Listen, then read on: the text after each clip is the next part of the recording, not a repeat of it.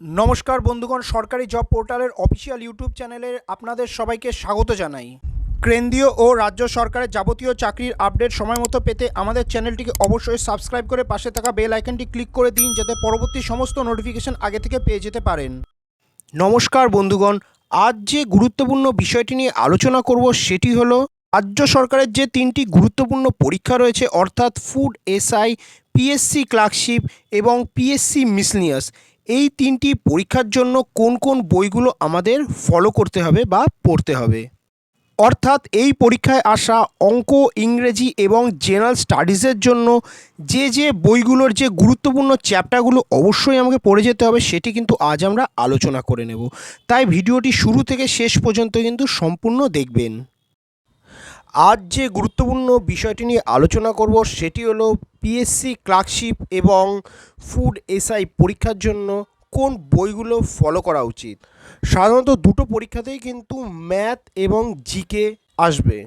শুধুমাত্র পিএসসি ক্লার্কশিপের ক্ষেত্রেই কিন্তু 30 নম্বরের ইংলিশ আসবে। এছাড়া কিন্তু ম্যাথ এবং জিকে দুটো পরীক্ষার ক্ষেত্রেই কমন।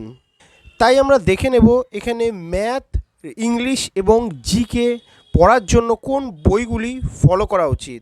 যারা সাধারণত বাড়িতে সেলফ স্টাডি করতে চায় তাদের জন্যই কিন্তু আমরা এই ভিডিওটি বানাচ্ছি।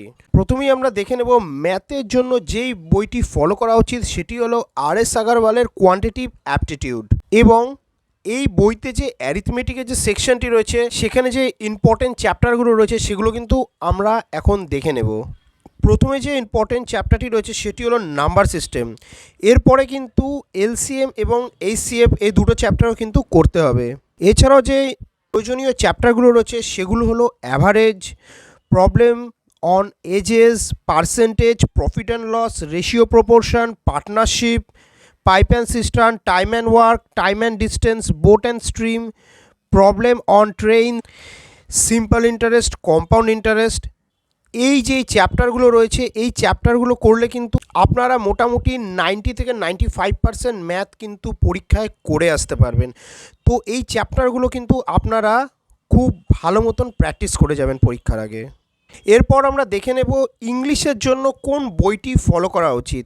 সেটি হলো নিতু সিংয়ের কেডি পাবলিকেশনের ইংলিশ বইটি। এবং এখানে যে ইম্পর্টেন্ট চ্যাপ্টারগুলো ফলো করতে হবে সেটিও কিন্তু আমরা একে একে দেখে নেই। প্রথমে যে ইম্পর্টেন্ট চ্যাপ্টারটি দেখতে হবে সেটি হলো টেন্স। এরপর রয়েছে প্যাসিভ ভয়েস, অ্যাক্টিভ ভয়েস।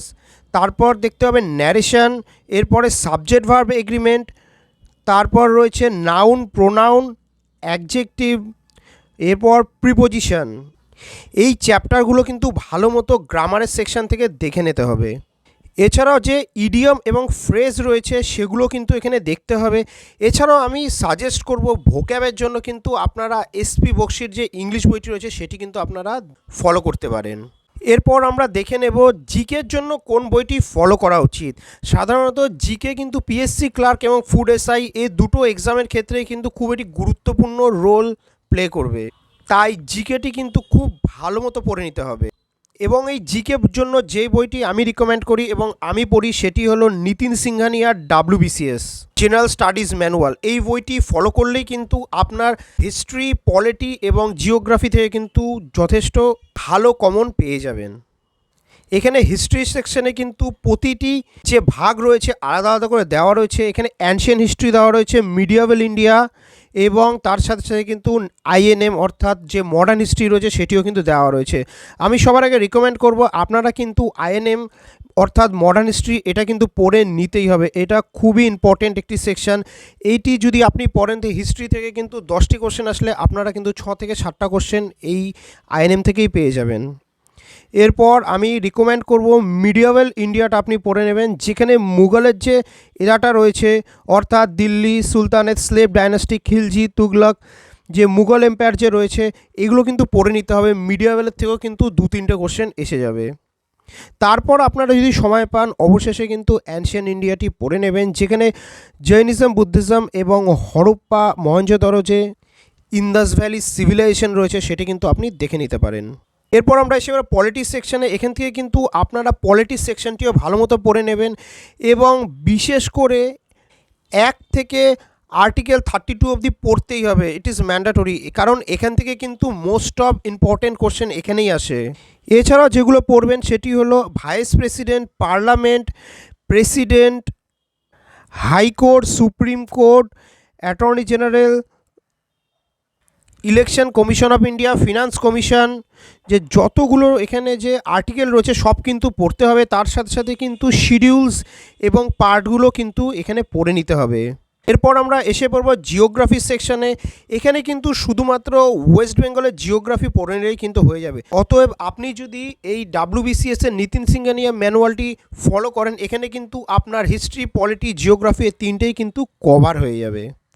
তাই জিকের জন্য কিন্তু আমি এই WBCS এর নীতিন সিংহানিয়া এই বইটি সাজেস্ট করব।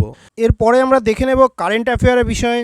কারেন্ট অ্যাফেয়ারের বিষয়ে আমি সাজেস্ট করব যে আড্ডা 247-এর যে মান্থলি কারেন্ট অ্যাফেয়ার রয়েছে সেখান থেকে যে লাস্ট 3 মাসের কারেন্ট অ্যাফেয়ারটি রয়েছে সেই PDF কিন্তু আপনারা ডাউনলোড করে যদি পড়ে নিতে পারেন তাহলে ধরে নেবেন যে PSC মিসলেনিয়াস, ফুড SI এবং ক্লার্কশিপ থেকে যে জিকে পার্টটা রয়েছে সেখান থেকে কিন্তু আপনারা 90% জিকে কিন্তু করে আসতে পারবেন।